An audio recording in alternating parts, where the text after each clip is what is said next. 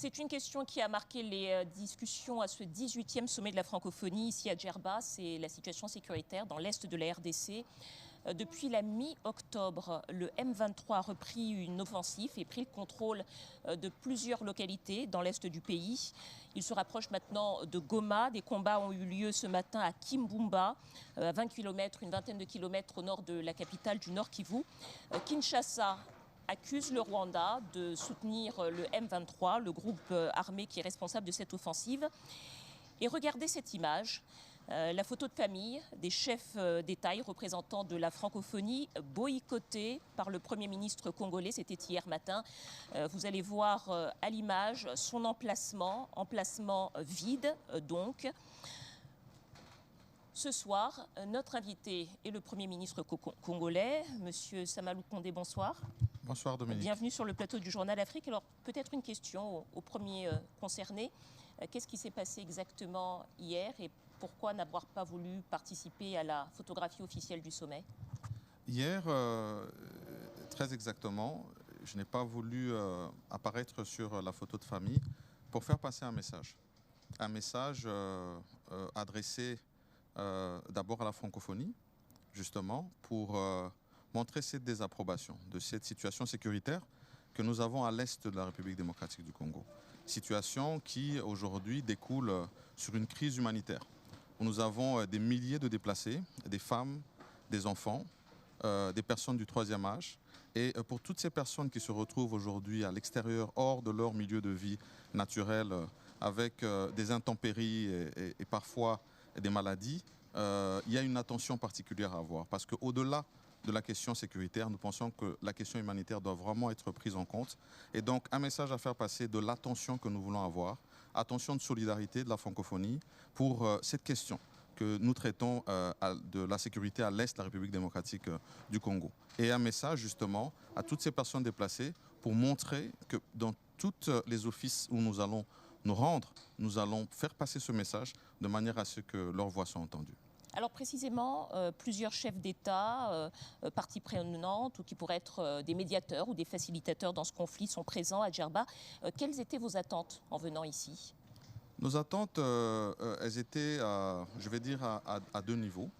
La première, c'est que depuis son ascension au pouvoir, son Excellence, Monsieur le Président de la République, Félix Antoine Tshisekedi Tshilombo, a souhaité vraiment avoir une position plus offensive du point de vue de notre diplomatie.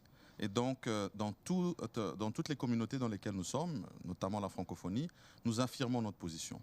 Et ici, il ne faut pas oublier que la République démocratique du Congo reste l'un des plus grands, si pas le plus grand pays de la francophonie, du point de vue de sa démographie. Et donc, on doit affirmer cette position. Maintenant, nos attentes, c'était la solidarité sur la question sécuritaire que nous avons à l'est de la République démocratique du Congo, en demandant d'abord à la francophonie désormais d'avoir des instances pour régler les différends qu'il peut y avoir entre deux pays ou plusieurs qui appartiennent justement à la francophonie. Et ici, dans le cas précis, nous avons mentionné qu'il y avait une implication, un soutien du M23 par le Rwanda. Ce n'est pas que nous qui le disons, c'est aussi le rapport des experts des Nations Unies. Et nous voulons que la question soit prise aussi au plus haut niveau, ici à Djerba, à ce sommet de la francophonie. Comme ça, à ce moment-là, toute l'attention peut être portée sur cette question qui reste très importante et qui doit être résolue parce que ne l'oublions pas, ce n'est pas une situation qui ne concerne que la République démocratique du Congo. Nous l'avons héritée depuis 1994 et donc elle concerne toute la communauté des pays de l'Afrique de l'Est, mais aussi le monde en général. Alors, justement, la secrétaire générale de la francophonie, Louise Mouchiki-Ouabos, s'est exprimée sur ce conflit dans l'est de la RDC. Elle était l'invitée de notre émission internationale. Je vous propose de regarder un extrait, puis ensuite on en reparle. Il y a des éléments en RDC, juste à la frontière du Rwanda, qui sont une menace pour la sécurité du Rwanda. Alors, à un certain moment, le Rwanda et la RDC et l'Ouganda et le Burundi, les pays de la région, ont décidé qu'il fallait se débarrasser de ces groupes armés. Tous. Ceux qui ne veulent pas déposer les armes, on les désarme et on les fait disparaître. Alors, pourquoi est-ce que ça n'a pas été fait? C'est ça la question. Est-ce qu'on peut retourner sur les accords qui existent depuis plus de 10 ans et les mettre en application, c'est une question de volonté politique, c'est aussi simple que ça. Mais est-ce que l'OIF pourrait mener une mission dans cette région, sachant que, comme vous l'avez dit vous-même, hein, c'est un dossier que vous connaissez très bien, vous êtes rwandaise, est-ce que du coup c'est un peu une situation qui vous oblige à un devoir de réserve, ou est-ce que l'OIF pourrait mener une mission dans cette région? Alors l'OIF, si on était sollicité, on serait heureux de mener une mission dans cette région. L'OIF n'est pas que la secrétaire générale de l'OIF. Nous avons une direction politique qui fait du travail politique un peu partout dans l'espace francophone. Mais est-ce que c'est vraiment nécessaire aujourd'hui? Nous avons plusieurs initiatives sur cette crise. Voilà, alors vous avez entendu Louise Mushikiwabo, la secrétaire générale de la francophonie, qui, je précise, est rwandaise, qui a été ministre des Affaires étrangères du Rwanda. Peut-être une réponse à ce qu'elle vient de dire. Est-ce que la RDC a saisi l'OIF sur ce qui se passe actuellement dans l'est du pays? Tout d'abord, je vais mentionner qu'on a parlé des processus parce que je l'ai suivi, de tous les processus qui ont été engagés, mais aujourd'hui, nous sommes dans deux processus majeurs qui ont été engagés, notamment le processus de Nairobi et le processus de Luanda. Et dans ces deux processus, le premier, celui de Nairobi, c'est justement d'avoir un dispositif diplomatique qui va permettre à ce que les groupes armés puissent entrer dans une phase de dialogue, mais cela dans le but d'être désarmés et d'être réinsérés dans la vie sociale. Et à côté de ce processus, un processus de vérification en termes de responsabilité qui est mené par Luanda, précisément par le président Lorenzo. Et donc, ici, l'invitation, c'est de dire il y a eu des processus, mais celui-ci est actuel. Et donc, nous demandons à tous les acteurs de la région de jouer leur partition, de jouer leur rôle, de manière à ce qu'on puisse désarmer tous ces groupes. Et lorsque je parle des groupes armés, c'est dans leur entièreté. Il n'y a aucun groupe qui peut être épargné. Toutes les forces négatives sont visées dans ce processus. Le M23 en particulier, que nous aujourd'hui... Et y compris les groupes armés dont parle Louise Mushikiwabo, qui menacent, dit-elle, la sécurité du Rwanda. S'il faut parler de ce groupe, parce que le Rwanda le dit, c'est les FDLR, y compris. Ça veut dire que toutes les forces négatives sont visées par ce processus. Et c'est pour ça qu'il y a une force conjointe qui vient justement pour mener cette offensive vers les groupes qui n'auront pas entendu raison et qui vont garder des bruits de bottes dans la région. Donc nous leur disons que la force régionale vient pour leur faire entendre raison. Soit ils intègrent le processus, soit ils sont combattus militairement pour être mis hors d'état de nuire. Et donc, mais je voudrais quand même rajouter ici que, en ce qui concerne la secrétaire générale, c'est important que dans son rôle justement de secrétaire générale, elle reste au milieu du village. Peu importe effectivement qu'elle vienne du Rwanda, mais c'est important qu'elle reste au milieu du village. La RDC dénonce une agression du Rwanda contre l'intégrité territoriale contre son intégrité territoriale. D'ailleurs, le président Tshisekedi lui-même a appelé à la mobilisation. Au 5 novembre, plus de 3000 Congolais se sont engagés dans les forces armées. 2 avions de combat Sukhoi ont été déployés à Goma, la capitale de la province du Nord Kivu. Je vais vous poser la question de façon directe.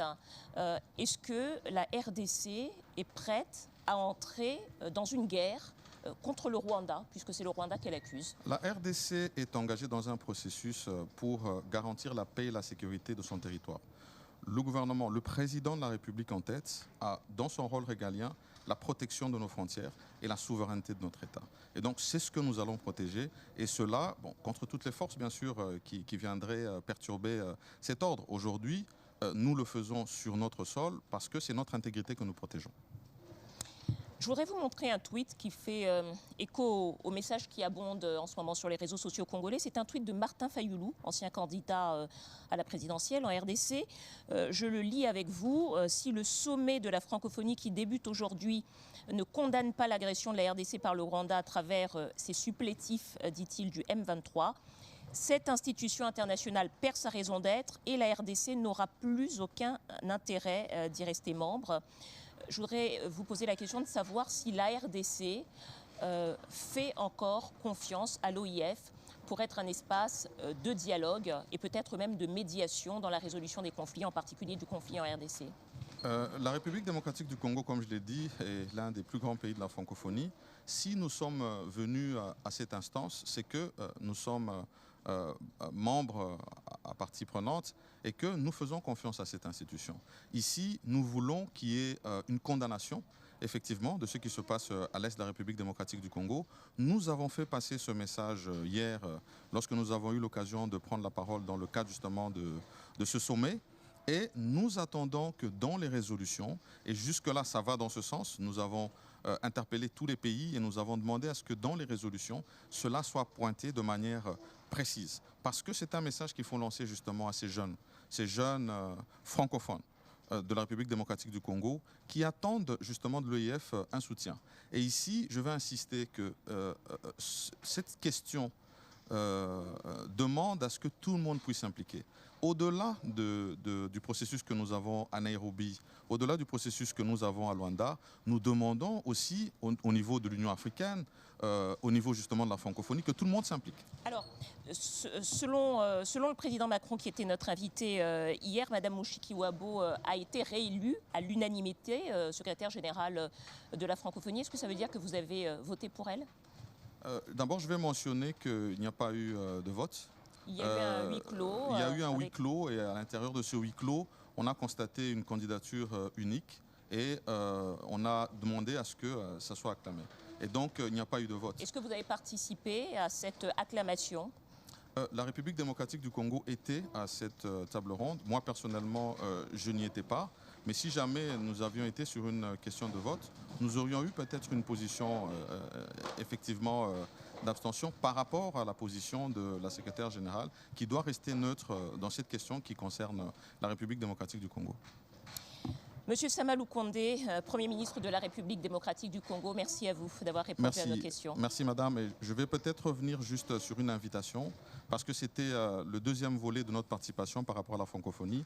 Une invitation justement aux 9e Jeux de la francophonie qui sont prévus l'année prochaine en République démocratique du Congo. Et donc, indépendamment de ces questions sécuritaires, nous sommes venus aussi lancer une invitation à tous les pays francophones pour que nos jeunes participent à cette grande fête. 4 ans avant que nous puissions avoir un sommet en direct avec tout le monde. Et donc ce jeu sera une occasion pour que tous les jeunes se retrouvent et échangent dans le cadre de nos valeurs de la francophonie. Merci.